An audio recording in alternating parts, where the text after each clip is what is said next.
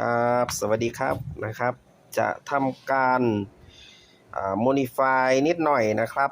เปลี่ยนอะไรที่มันเสื่อมสภาพนะครับผมแล้วก็เปลี่ยนพวก IC เบอร์ใหม่นะครับเข้าไปนะครับแล้วก็ทำการคลีนใหม่นะครับให้สะอาดเลยนะครับผมเปลี่ยนแจ็ค XLR นะครับทุกตัวแล้วก็เปลี่ยนวอลลุ่มเนี่ยพวกวอลลุ่มพวกนี้นะครับ2 ชั้นพวกนี้นะครับเปลี่ยนหมดจะเปลี่ยนทำการเปลี่ยนหมดแล้วก็เปลี่ยนสวิตช์8ขาสวิตช์6ขา18ขาแล้วก็12ขาทุกตัวนะครับแล้วก็ชุด IC พวกนี้นะครับก็จะเปลี่ยนให้หมดนะครับทำการ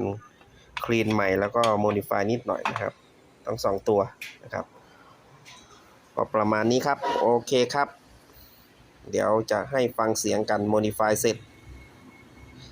ขอบคุณครับ